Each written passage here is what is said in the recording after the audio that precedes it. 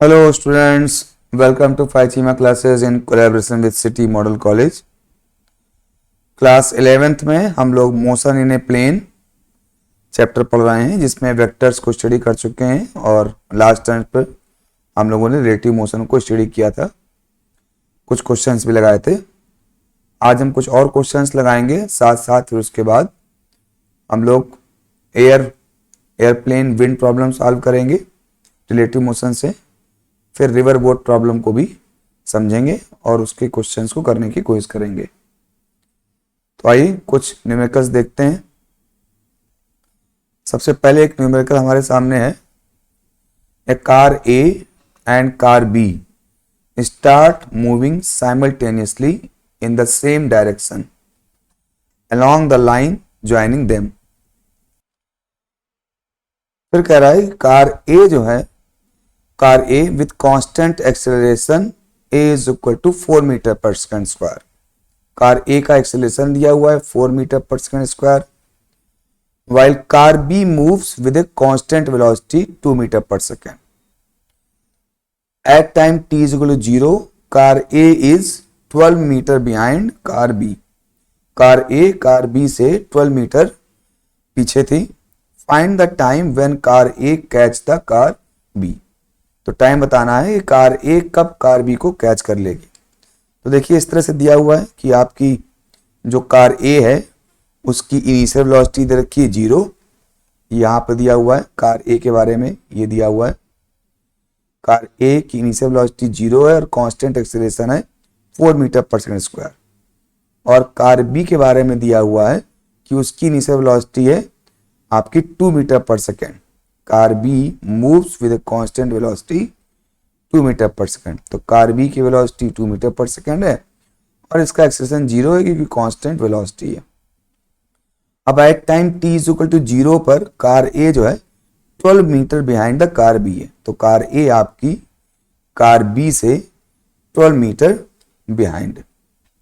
तो पता करना है find the time when car A catch the car B। Car A car B को कब कैच कर लेगी। तो इसको दो तरीके से हम लोग कर सकते हैं, एक तो रिलेटिव मोशन से कर सकते हैं और एक सिंपल मेथड से कर सकते हैं। पहले हम सिंपल मेथड से करेंगे जिससे कि हमको रिलेटिव मोशन से, रिलेटिव मेथड से जब करें तो हमको डिफरेंस पता हो कि सिंपल मेथड से करने में और रिलेटिव मोशन के मेथड से करने में क्या डिफरेंस होता है। सपोज सिंपल मेथड से करते हैं तो उसके अकॉर्डिंगली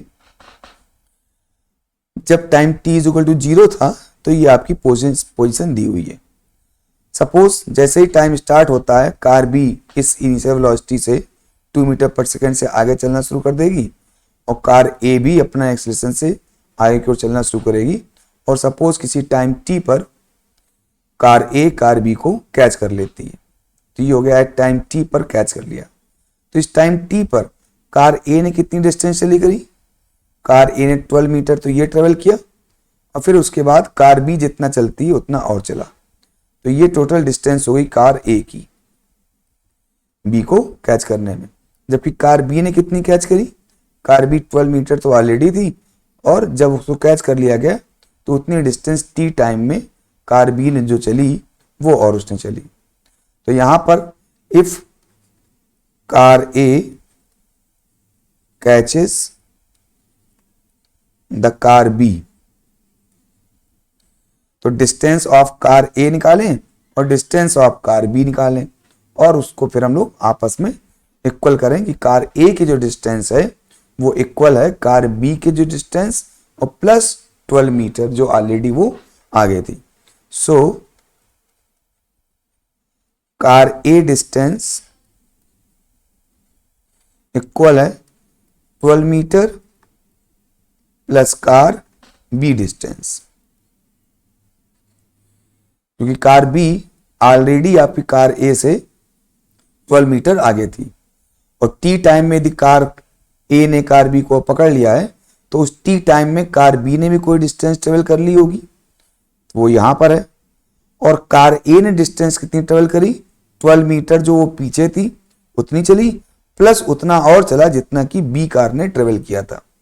तो इस तरह से कार A की डिस्टेंस 12 मीटर ऑलरेडी जो कार B आगे थी और प्लस कार B ने t टाइम में जो डिस्टेंस और चली उसको और उस कार ए को ट्रेवल करना पड़ेगा, तभी कार ए बी को कैच कर पाएगी। तो कब कार ए पकड़ पा रही है कार बी को? टी टाइम में कार ए कार बी को कैच कर पा रही है।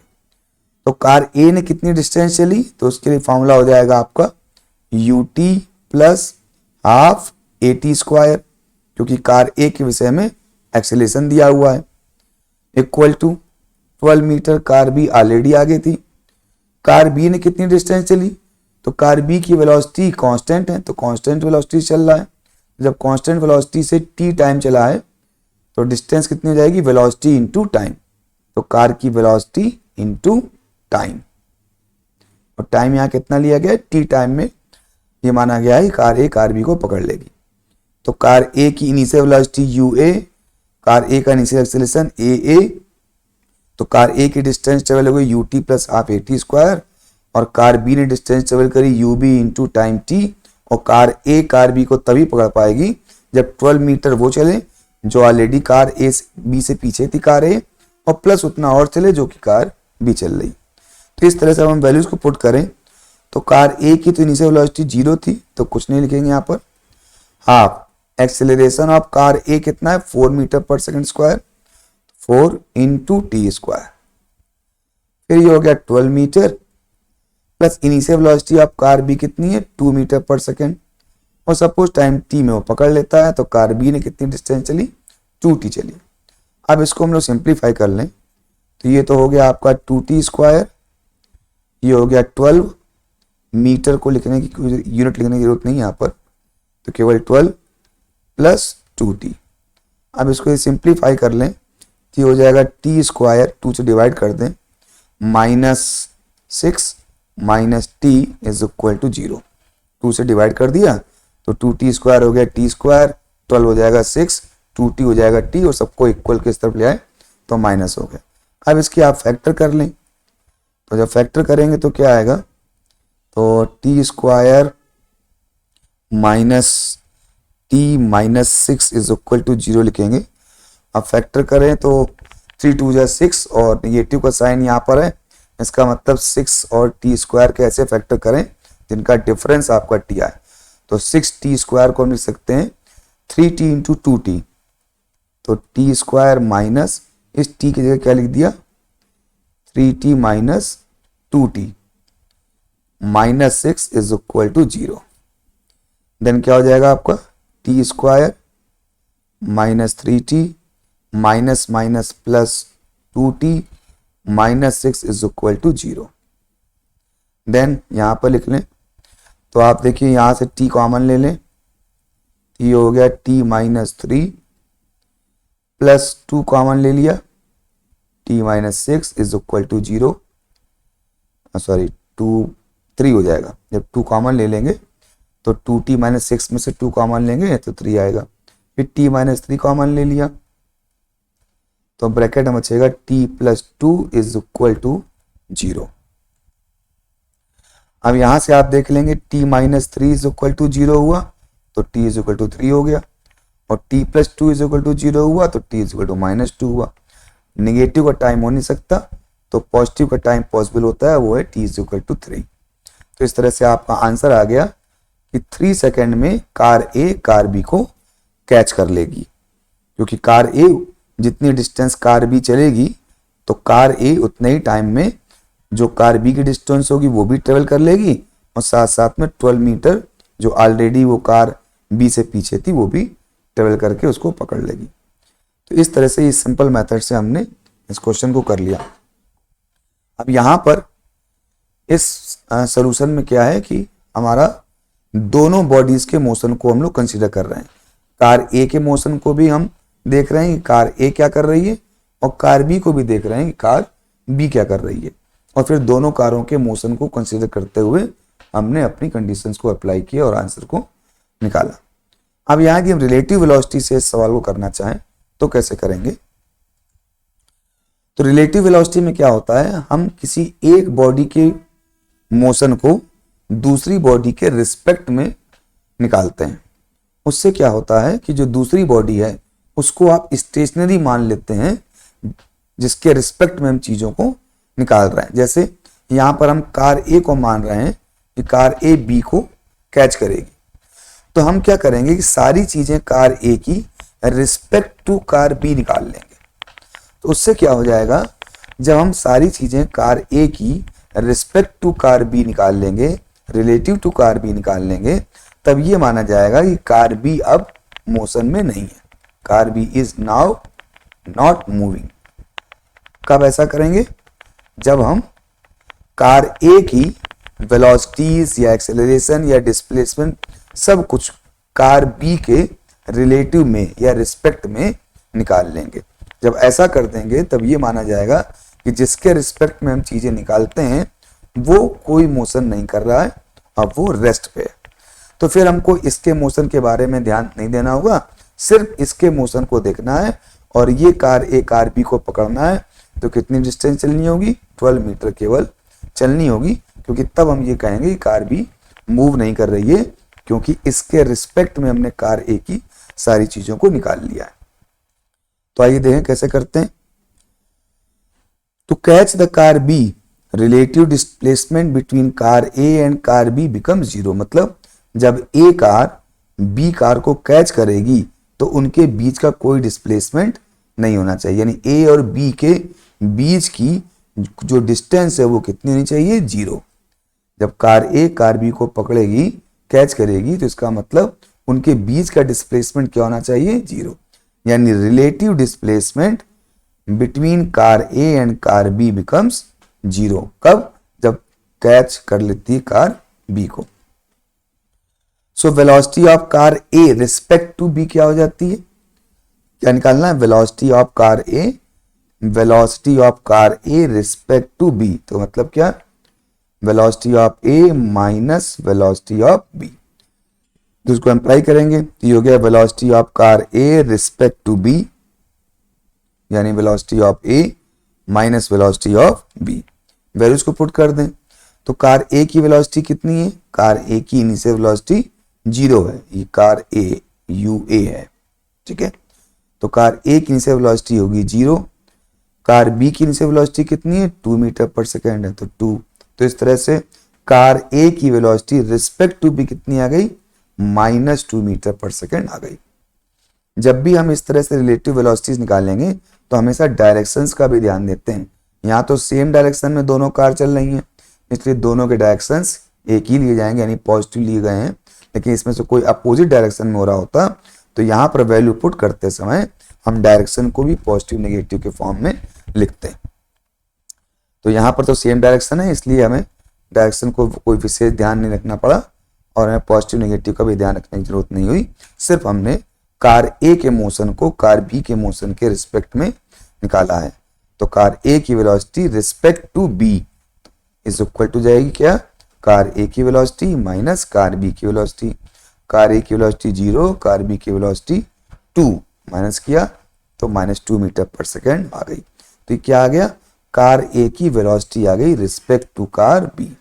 ऐसे ही मोशन में एक्सेलरेशन भी होता है, तो आप एक्सेलरेशन आप निकाल दें तो acceleration of car A respect to B, ठीक इसी तरीके से।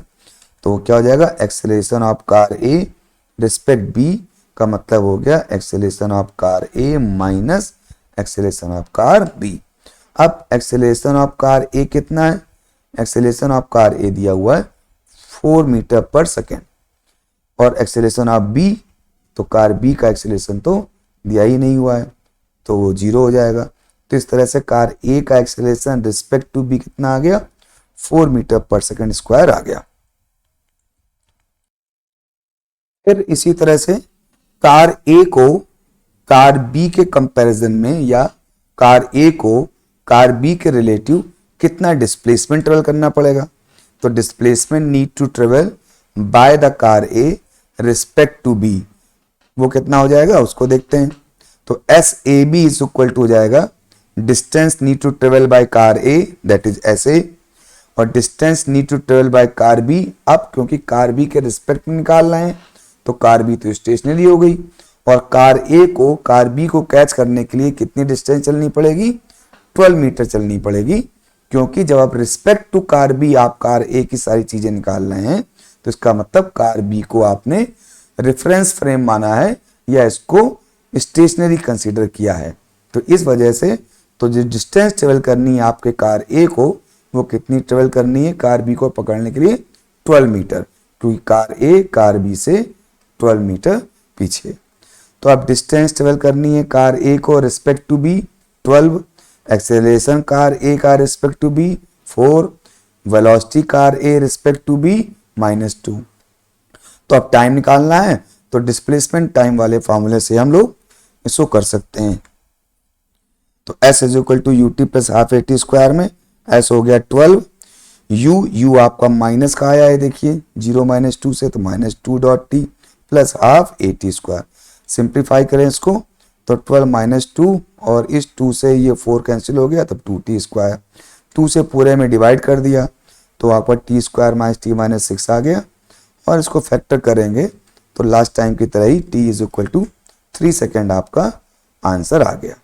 तो इस तरह से हमने देख लिया कि रिलेटिव वेलोसिटी में हमें क्या करते हैं, जब हम रिलेटिव मेथड से करते हैं तो जब हम किसी एक को दूसरे के रिस्पेक्ट में निकालते हैं तो ये माना जाता है कि जिसके रिस्पेक्ट में निकाल रहे हैं, जैसे यहाँ कार बी के रिस्पेक्ट में कार ए के मोशन को डिस्कस कर रहे हैं, तो कार बी को स्टेशनरी मान लिया जाएगा, यानी ये माना जाएगा कि कार बी में कोई मोशन नहीं है, और फिर उसको स्टेशनरी मानकर बाकी चीजों को देखते हुए क्वेश्चंस को करेंगे।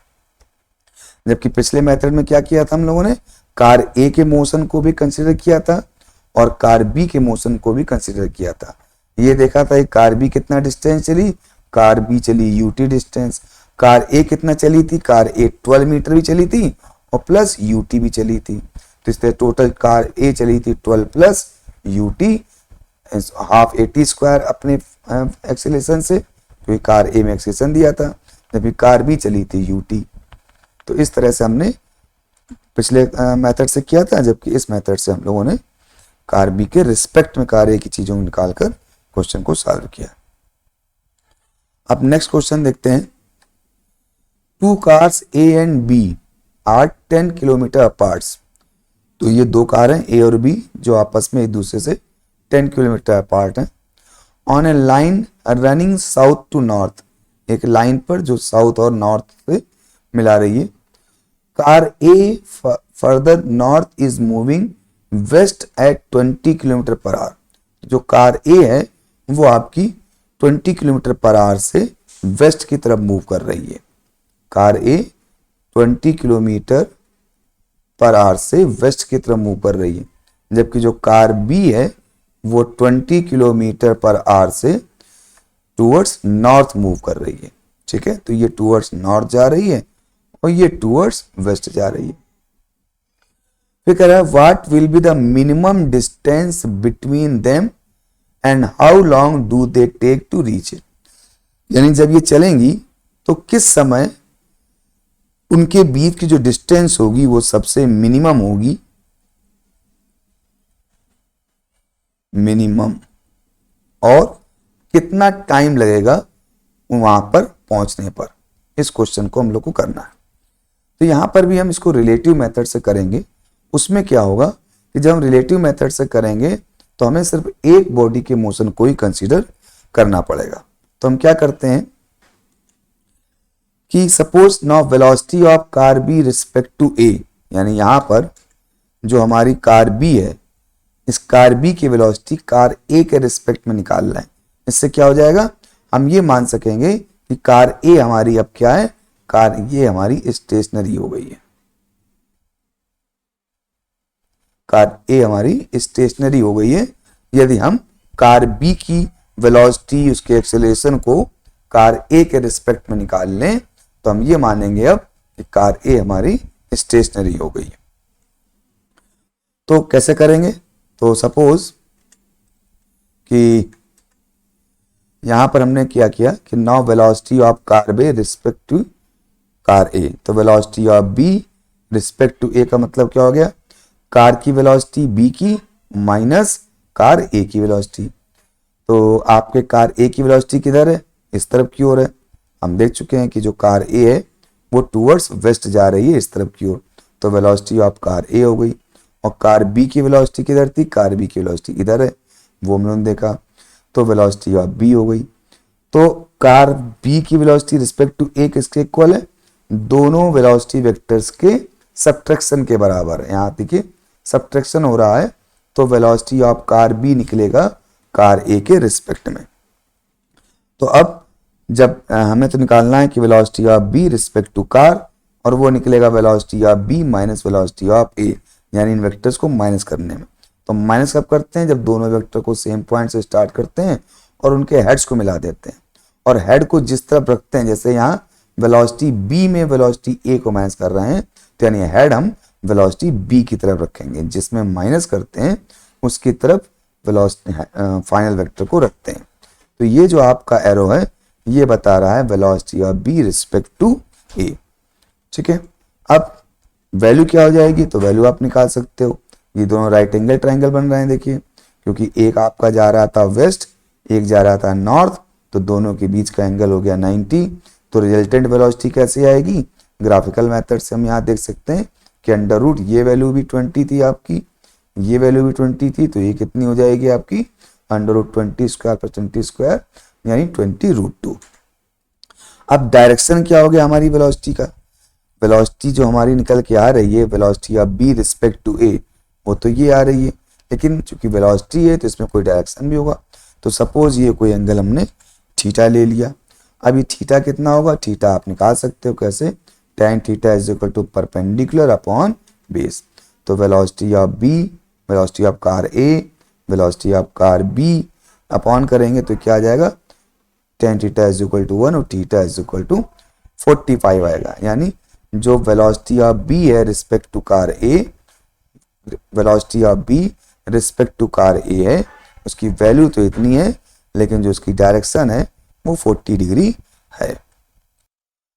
अब हम इसको आगे देखते हैं। तो यहां पर हमने क्या कर लिया, हमने कार बी की वेलोसिटी रिस्पेक्ट टू कार ए निकाल ली। कार बी कौन सी थी, कार बी ये आपकी ये है, और कार ए कौन सी थी, जो आपकी वेस्ट में जा रही थी। इससे हमें फायदा क्या होगा, इससे हम क्या करेंगे कि सिर्फ कार बी के मोशन को हम कंसीडर करेंगे, और कार ए को हम ये मान लेंगे कि अब वो स्टेशनरी है, मूव नहीं कर रही है। तो देखिए अगले पेज पे कैसे हम करते हैं, ये तो कार बी हो गई और ये कार ए हो गई। अब क्या होगा, जब हमने रिलेटिव मोशन निकाल लिया तो उसका मतलब क्या होगा, ये कार ए आपकी स्टेशनरी है।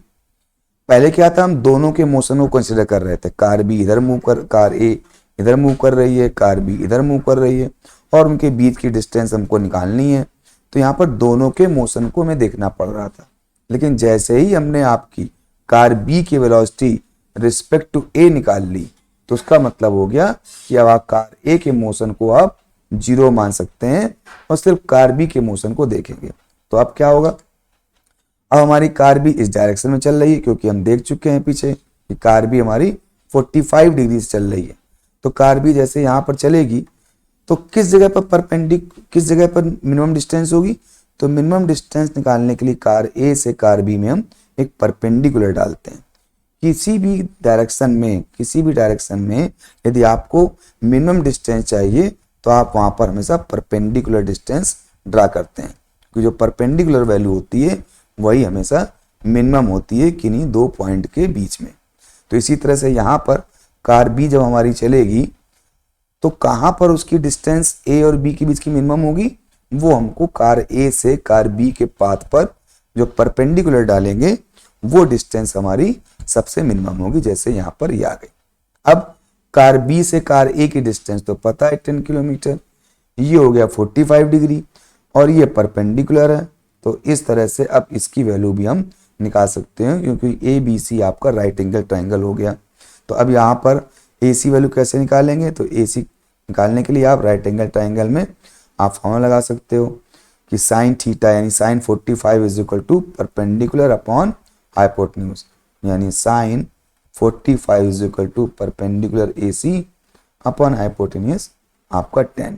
तो इस तरह से आपका ए सी कितना आ गया 10 साइन 45, यानी ए सी क्या चीज है, ए सी आपका कार ए और कार बी के बीच की मिनिमम डिस्टेंस है।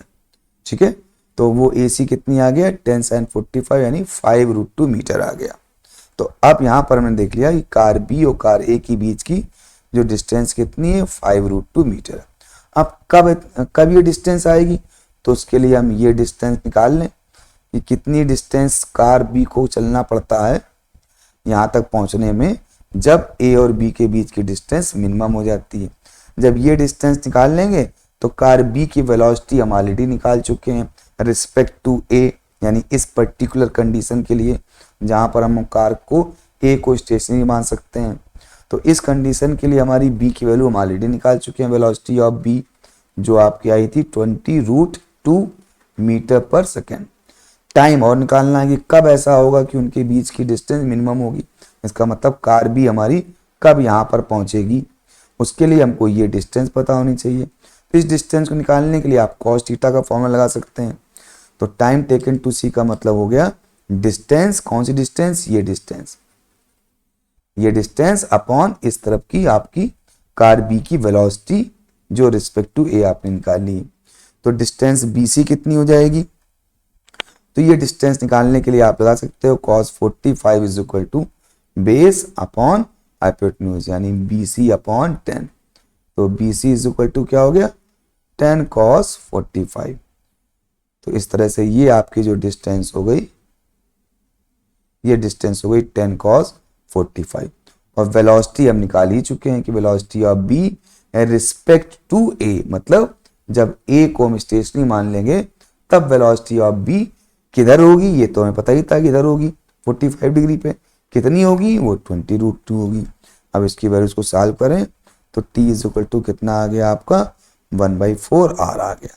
तो इसका मतलब ये हो गया कि हमारी जो कार बी है वो 1/4 r में, यदि हम इस तरफ वाले मोशन की बात करें तो कार बी जब चलेगी तो 1/4 r पर इस जगह पर पहुंचेगी और कार ए यहाँ होगी और ये उनकी मिनिमम डिस्टेंस होगी। और सॉल्व करने के दौरान हमने क्या किया, कार ए के रिस्पेक्ट में कार बी को निकाल लिया, जिससे कि हम ये कह सकें कि कार ए स्टेशनरी है और केवल कार बी मूव कर रही है। और कार बी की वेलोसिटी किस तरफ की ओर आई थी रिलेटिव टू ए, वो इस तरफ की ओर आई थी। तो हमने इधर की ओर कार बी को चलाया कार ए को स्टेशनरी रखते हुए और पाया कि कहाँ पर उनकी मिनिमम डिस्टेंस होती है। उसके लिए हमको परपेंडिकुलर डालना पड़ा, उस परपेंडिकुलर की वैल्यू निकाल ली, वो कार ए और कार बी की मिनिमम डिस्टेंस हो गई। और फिर सी तक पहुंचने में कार को कितना टाइम लगा वो हमने यहाँ पर निकाल लिया। तो इस तरह से पूरे क्वेश्चन को हम लोगों ने रिलेटिव मेथड से सॉल्व कर लिया। ओके, तो अब नेक्स्ट क्वेश्चन देखते हैं। An airplane flies at 200 kilometre per hour in still air. A wind of 200 km per hour is blowing from south. If the airplane wants to fly from point A to point B northeast of A, find the direction he must move and also find time to reach to B 1000 km away from A. तो पहले तो जो question कह रहा है इसको हम इसका सिनेरियो डेवलप कर लें। वो ऐसा हुआ कि ये नॉर्थ ईस्ट साउथ वेस्ट हो गया आपका। जो एयरप्लेन है वो 200 kilometre per our still air में चलता है, यानी जब एयर फ्लो नहीं करती तब जो एयरप्लेन की स्पीड है वो 200 किलोमीटर पर आवर होती है। या यूं कहें कि एयरप्लेन 200 किलोमीटर पर आवर की स्पीड से चल सकता है, जबकि विंड भी 200 किलोमीटर पर आवर की स्पीड से चल रही है फ्रॉम द साउथ, यानी साउथ से चल रही है विंड। जब साउथ से चलेगी तो नॉर्थ की तरफ जाएगी, तो ये डायरेक्शन तो हो गई आपकी विंड की। फिर कह रहा है if the airplane wants to fly from point A to point B north east of A, यानी प्लेन को ए से स्टार्ट होकर बी तक पहुंचना है, किधर, नॉर्थ ईस्ट ऑफ ए। तो नॉर्थ ईस्ट ऑफ ए का मतलब हो गया 45 डिग्री नॉर्थ से। तो इस तरह से प्लेन को ए से बी तक पहुंचना है। Find the direction he must move and also find time to reach to B 1000 kilometre away from A. तो अब प्लेन को बी तक पहुंचना है, यानी इस डायरेक्शन में उसको पहुंचना है। अब यदि प्लेन खुद इस डायरेक्शन में चलेगा तो क्या होगा, क्योंकि विंड जो है ऑलरेडी इस डायरेक्शन में चल रही है और विंड की स्पीड दे रखी है कि वो स्पीड कितनी है 200 किलोमीटर आ रहा है। तो जब विंड इस स्पीड से चल रही है और आपका प्लेन भी इसी डायरेक्शन में चलेगा तो क्या होगा, विंड के इफेक्ट से आपका प्लेन कहीं पर इस तरफ ड्रिफ्ट हो जाएगा और बी पर नहीं पहुंच पाएगा। ठीक है, क्योंकि आपकी विंड की स्पीड ये हो गई, वेलोसिटी ऑफ विंड, और यदि आपके प्लेन की स्पीड इस तरह से रहती है, इधर की ओर रहती है ऐसे, ये आपके वेलोसिटी ऑफ प्लेन की स्पीड हो गई, तो इन दोनों के रिजल्टेंट से जो नेट स्पीड आपकी प्लेन की हो जाएगी वो कुछ ऐसी हो जाएगी। तो इसका मतलब है कि यदि हम ये देखें कि आपकी प्लेन की स्पीड यदि हम ये कंसीडर करते हैं और यहाँ पर ये आपकी वेलोसिटी ऑफ विंड हो गई, तो नेट स्पीड तो कहीं आपकी ये हो जाएगी, तो ऐसे से तो हम बी पर पहुंच नहीं पाएंगे। तो इसका मतलब हो गया कि हमको कहीं इधर कहीं चलना पड़ेगा जिसमें कि वेलोसिटी ऑफ विंड, ये हो गया वेलोसिटी ऑफ प्लेन और ये हो गई वेलोसिटी ऑफ विंड, जिससे कि इन दोनों के रिजल्टेंट से जो नेट वेलोसिटी प्लेन की बने वो इस तरफ की ओर हो जाए और हम ए से बी तक पहुंच सकें। तो इसका मतलब ये हो गया कि हमारे प्लेन की स्पीड सपोज हम ए टू सी रखते हैं और विंड की स्पीड तो इस तरह की हो रही है, तो velocity of wind respect to ground तो ये दी हुई है, और सपोज कर लिया कि प्लेन हम कुछ इस तरफ रखते हैं जिससे कि विंड के इफेक्ट से हमारी नेट स्पीड इस तरफ की ओर हो जाए। ठीक है, तो अब हमने क्या कहा कि जो हमारा प्लेन है हम उसको फ्लाई करेंगे इस डायरेक्शन में, और विंड की स्पीड की, विंड के ब्लोइंग की वजह से हमारा प्लेन रिजल्टेंट उसका हो जाएगा इस तरफ की ओर। ठीक है, तो यहाँ पर हमने किया कि रिजल्टेंट तो हमारा हो गया ये प्लेन का velocity of airplane respect to ground, जबकि velocity of airplane respect to wind ये फ्लो कर रहे हैं और velocity of wind respect to ground यही आपकी दी हुई है। तो अब इन वेक्टर्स को हम अलग से बना लेंगे, तो ये हो गया आपका velocity of aircraft respect to wind, और ये हो गया आपका velocity of wind respect to ground, और इन दोनों के इफेक्ट से नेट वेलोसिटी आपके प्लेन की ये हो जाएगी velocity of aircraft respect to ground, और ये किस डायरेक्शन में होनी चाहिए, ये इस डायरेक्शन में होनी चाहिए। ठीक है, जिससे कि आप ए से बी पर पहुंच सको। ठीक है, तो अब इन बातों को लिख लेते हैं कि velocity of aircraft respect to wind, यानी ये वैल्यू कितनी है, ये वैल्यू है 200 kilometre per hour. Velocity of wind respect to ground कितना है, 200 किलोमीटर पर आवर, और इनको वेक्टर से कहाँ शो किया गया है, velocity of aircraft respect to wind को एसी वेक्टर से शो किया है, velocity of wind respect to ground को आपके बीसी वेक्टर से शो किया गया या सीबी से किया गया, और इन दोनों वेक्टर के सम से आपका नेट वेलोसिटी वेक्टर आपका एयरप्लेन का बन रहा है। तो वेलोसिटी ऑफ एजी वो किसके इक्वल है, ए बी के इक्वल है। तो अब ट्राइंगल ए बी सी में देखिए, अब हमको पता तो है नहीं कि ये एंगल वास्तव में क्या होगा, लेकिन इतना जरूर पता है कि वेलोसिटी ऑफ एयरक्राफ्ट और वेलोसिटी ऑफ विंड के रिजल्टेंट से हमारे एयरक्राफ्ट की नेट वेलोसिटी ये आ रही है। यानी एक तरह से ये तीन ट्राइंगल में जो आपके वेक्टर हैं, यहाँ पर हम साइन रूल लगा सकते हैं। तो वो क्या है, ट्राइंगल ए बी सी जो आपका बन रहा है, ट्राइंगल ए बी सी, उसमें ए सी और इसके सामने के एंगल का साइन इक्वल होगा बी सी, उसके सामने के इक्वल के साइन इक्वल होगा ए बी, उसके सामने के इक्वल का साइन। तो ये लामीज थ्योरम हम लोगों ने पीछे पढ़ी थी, उसी को यहाँ पर अप्लाई कर रहे हैं। तो इस तरह से हमने यहाँ पर ट्राइंगल ए बी सी में हमने इस आपके लामीज थ्योरम को अप्लाई कर दिया, तो कि A C upon this sine angle, फिर B C upon this sine angle. तो ए सी हमको पता है विंड एयरक्राफ्ट की वेलोसिटी है, और साइन बी ये हमको नहीं पता है, तो हमने ऐसे लिखा रहने दिया। देखा जाए तो साइन बी भी पता है, क्यों, क्योंकि ये आपका 45 डिग्री है, तो ये वाला एंगल भी आपका 45 डिग्री हो जाएगा। कैसे, ये आपकी पैरेलल लाइन है आपके नॉर्थ साउथ एक्सेस से, तो इसलिए ये 45 है, तो ये एंगल भी 45 होगा। आपका कौन सा एंगल हो गया, करस्पॉन्डिंग एंगल, कैसे अल्टरनेट अपोजिट एंगल आपका हो गया। तो ये एंगल भी आपका 45 है। तो इस तरह से ये एंगल पता है। तो जब हम AC अपॉन साइन 45 लगा रहे हैं तो AC भी पता है, साइन 45 भी पता है और BC भी पता है, तो साइन अल्फा हम यहाँ पर निकाल पाएंगे कि हमारे वेक्टर को, हमारे एयरप्लेन को किस डायरेक्शन में फ्लाई करना चाहिए, उसका एंगल अल्फा क्या होगा, जिससे कि फाइनली उसका रिजल्टेंट वेलोसिटी AB डायरेक्शन में हो जाए। तो हमने यहाँ अप्लाई कर दिया AC upon sine beta plus sign BC upon sine alpha, values put कर दें। तो AC आपको जो AC वैल्यू है वेलोसिटी ऑफ एयरक्राफ्ट वो आपको 200 है अपॉन साइन बीटा, बीटा क्या है, साइन B का मतलब ये एंगल आपका 45 है, इक्वल्स टू BC भी हमको पता है कितना है 200 अपॉन साइन अल्फा। सॉल्व करें तो अल्फा कितना आ गया 45 आ गया। तो इससे ये मालूम हो गया कि हमारा जो वेक्टर AC है वो वास्तव में किस तरफ होना चाहिए, ये वेक्टर AC वास्तव में इस तरफ होना चाहिए, क्योंकि अल्फा 45 है। तो अल्फा जब आप 45 बनाओगे तो AC कहाँ आ जाएगा, AC आपका यहाँ आ जाएगा।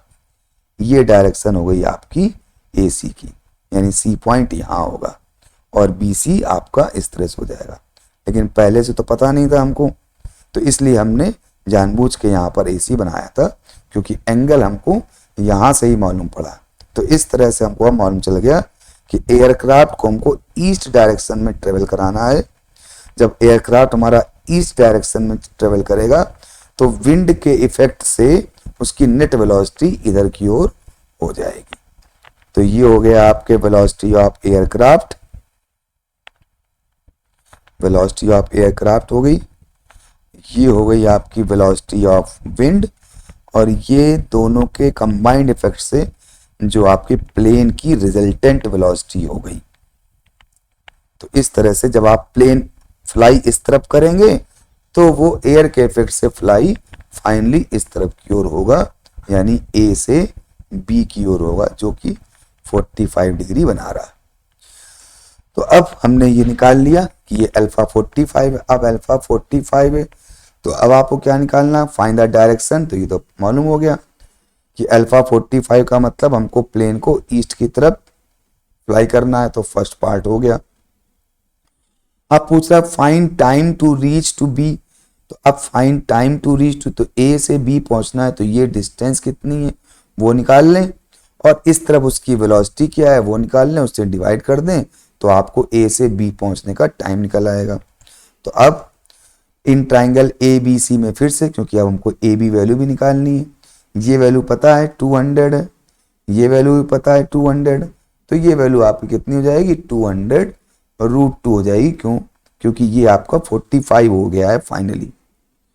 ये आपका जो ट्राइंगल एक्चुअली जो AC यहाँ बना हुआ है वो AC अब यहाँ नहीं होगा, अब AC कहाँ होगा, अब AC यहाँ होगा, क्योंकि अल्फा आपका 45 दे दिया है, तो आपका राइट एंगल ट्राइंगल बन जा रहा होगा। तो ये इस तरफ से, तो ये तो हो गया वेलोसिटी ऑफ विंड, ये 200 हो गया, और वेलोसिटी ऑफ एयरक्राफ्ट ये भी 200 है, और ये राइट एंगल ट्राइंगल बनेगा। क्यों, क्योंकि ये अब आपका 45 मालूम हो गया है, तो अब आपका ये कितना हो जाएगा 200√2 हो जाएगा। ऐसे निकाल सकते हैं, नहीं तो आप इसी ट्राइंगल में आप फिर से यही साइन लॉ लगा लीजिए। जब आप साइन लॉ लगाएंगे और आपको VAG निकालना है, तो VAG इज इक्वल टू क्या हो जाएगा, देखिए, तो AB ये हो गया AB अपॉन इसके सामने का angle sine C is equal to, आप कोई भी ले सकते हैं, आप यहाँ पर BC और उसके सामने का angle BC upon sine alpha. अब क्योंकि अल्फा हमको मालूम हो गया 45 है, तो ये कितना हो जाएगा, ये आपका 90 हो जाएगा, क्योंकि ये तो ऑलरेडी 45 था। तो जब अल्फा 45 ये 45, तो एंगल C कितना हो गया 90 हो गया, तो वैल्यू पुट कर दी, तो AB upon sine 90, BC value हमको पता ही थी, ये BC कितना दिया हुआ है, BC वेलोसिटी ऑफ विंड है वो कि 200 है, अपॉन अल्फा, अल्फा हमको मालूम ही हो चुका है 45 है। तो इस तरह से यहाँ से AB कितना निकल आया, AB आपका 200√2। सो टाइम हो जाएगा डिस्टेंस अपॉन वेलोसिटी, तो डिस्टेंस आपकी कितनी है 1000 और वेलोसिटी कितनी है 2√2, क्योंकि आपने AB निकाला है अभी अपने वेलोसिटी वेक्टर के ट्राइंगल से। तो वेलोसिटी वेक्टर के ट्राइंगल से 2√2 निकाला है। आप ट्राइंगल से भी हम देख सकते हैं दोनों तरीके से, चाहे आप साइन रूल लगाकर निकालिए या फिर उसको ग्राफ वेक्टर को रिप्रेजेंट करके निकालिए। दोनों ही तरीके से हम लोगों ने देख लिया कि जो वेलोसिटी है वो कितनी है, 200√2 है। डिस्टेंस आपको ये दे रखी है कितनी, 1000 किलोमीटर। तो now time taken to reach A to B क्या होगा, डिस्टेंस अपॉन टाइम, और ये हो जाएगा आपका 5/√2 आर। तो इस तरह से हम लोगों ने रिलेटिव वेलोसिटी वाले रिलेटिव मेथड से इस क्वेश्चन को हम लोगों ने सॉल्व किया है। ओके, तो आज के लिए इतना ही। नेक्स्ट टर्न पर फिर मिलेंगे, तब तक के लिए बाय बाय।